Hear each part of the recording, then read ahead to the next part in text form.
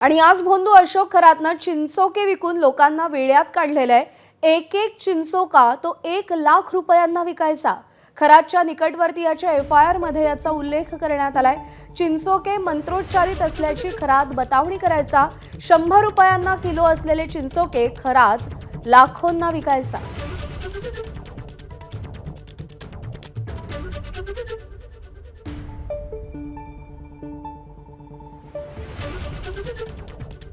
श्रद्धा आणि अंधश्रद्धा यातली सीमा धूसर झाली की काय होतं याचा प्रत्यय नाशिकमध्ये आलेला आहे। एकेका चिंचोक्यासाठी लोकांनी लाख रुपये मोजलेले।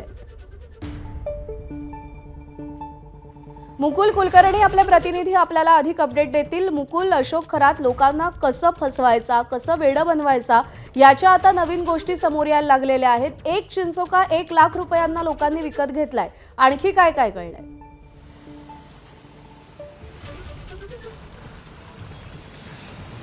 बरोबर आहे। नागरिकांच्या अडचणी, जे नागरिक अडचणीमध्ये त्रस्त झालेले होते त्यांच्या भावनांशी खेळ करायचा आणि त्यातून शेकडो कोटी रुपयांची त्याने मालमत्ता कशी जमा केली याची ही उदाहरणं आहे। केवळ त्यांना तंत्रमंत्राच्या माध्यमातून तो वेड्यात काढत नव्हता, तर तो त्यांना वेगवेगळ्या पद्धतीची भीती देखील दाखवायचा। तुम्हाला अमुक एक कारणामुळे तुम्ही त्रस्त आहात, तुम्हाला जर यातनं मुक्ती पाहिजे असेल तर तुम्ही असं असं करायला पाहिजे हे सांगायचा। जे त्याचे कार्यालय आहे नाशिकच्या कॅनडा कॉर्नर परिसरातलं, तिथे आल्यानंतर क्लायंटला तो मंत्र जप वगैरे सांगायचा, ते पुटपुटायचा आणि त्या माध्यमातून त्यांची तिथे फसवणूक करायचा। आणि यापासून अधिक जर तुम्हाला इलाज पाहिजे असेल तर तुम्ही माझ्या मिरगावमधील ईशानेश्वर मंदिरामध्ये या, तिथे तुम्हाला पूजा करावी लागेल, एक विधी करावा लागेल असं तो सांगायचा।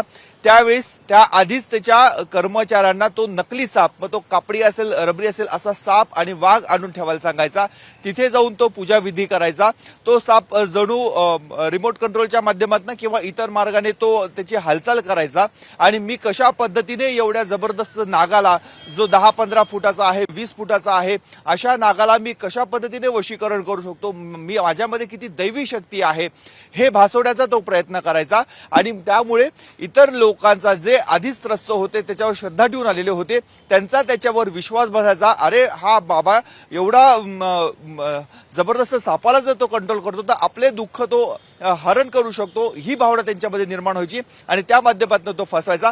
त्याचबरोबर तुम्हाला काही खड्यांची आवश्यकता आहे, ते खडे जर तुम्ही घातले तर तुमचे अनेक विघ्न टळतील, तुम्हाला तुमची मनोकामना पूर्ण होईल हे भासवायचा। आणि त्यामुळे बाजारामध्ये अगदी 100 रुपये 50 रुपये किलोने मिळणारे जे चिंचोके होते ते चिंचोके विकायचा। काही नकली खडे होते, ते नकली खडे 10,000 रुपयापासून 1,00,000 ते 2,00,000पर्यंत विकायचा। जसा समोरचा त्याला मोठा क्लायंट मिळालेला असेल, जो पैसेवाला मिळालेला असेल, त्याच्या भावनांशी खेळ करायचा आणि त्यांची लुबाडणूक करायचा आणि त्या पद्धतीने त्यांनी ही माया सगळी जमवलेली आहे। त्यामुळे जादूटोणा विरोधी कायद्याअंतर्गत त्याच्यावर आतापर्यंत नाशिकमध्ये 3 गुन्हे दाखल करण्यात आलेले आहेत।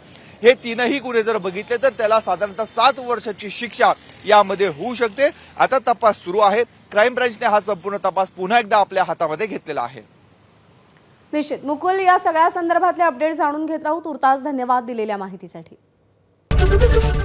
ABP माझा, उघडा डोळे बघा नीट।